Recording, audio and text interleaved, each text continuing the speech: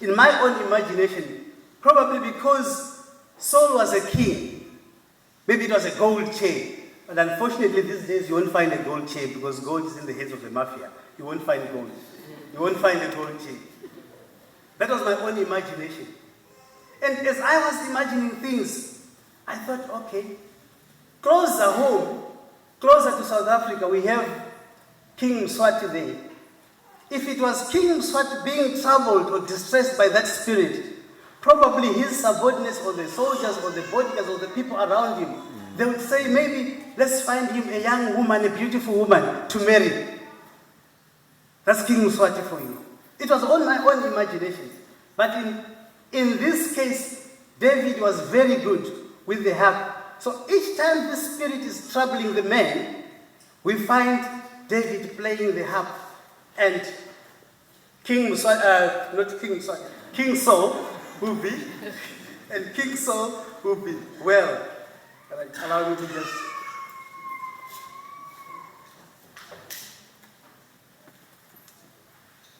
And nowadays, life is so difficult. People are stressed. People are depressed.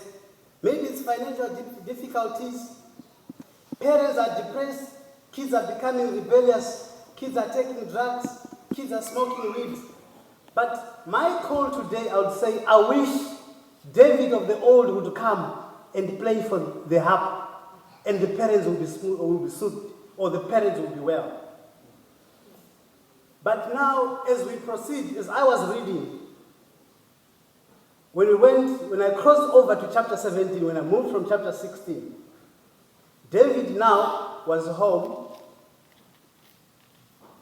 It was the time when the Philistines were attacking, and David was sent home because he was a young boy.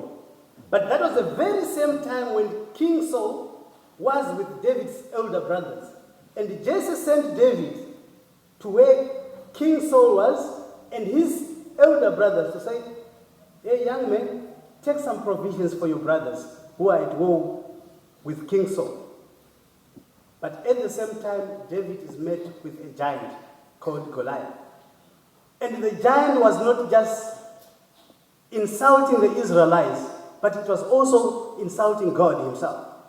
And David purposed it in his heart that he was going to fight Goliath.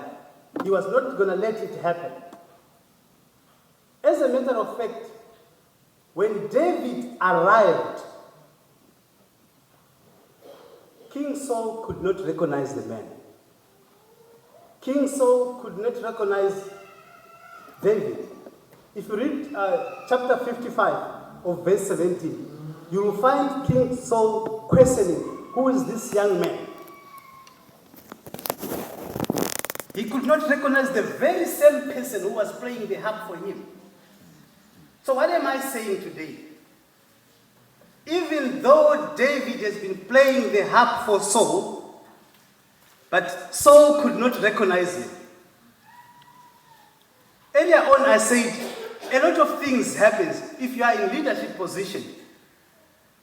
If you do the obvious things that everybody else could do, I'm telling you it's easy for us to forget you. You might be the head elder today. If you don't go beyond the obvious, don't look at me, I'm not looking at Elder Mnyoro. If you don't go beyond the obvious, I'm telling you, as soon as you leave that position, or as soon as you leave that, people will not realize or recognize you. It will be business as usual. The next person will come and take over. But thus, when David killed Goliath,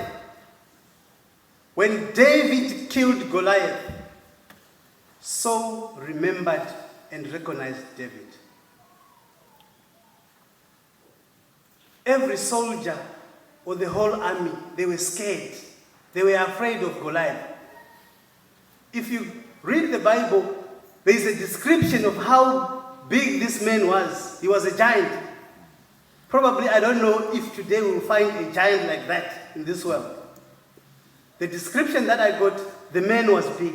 Everyone else was afraid to fight Goliath.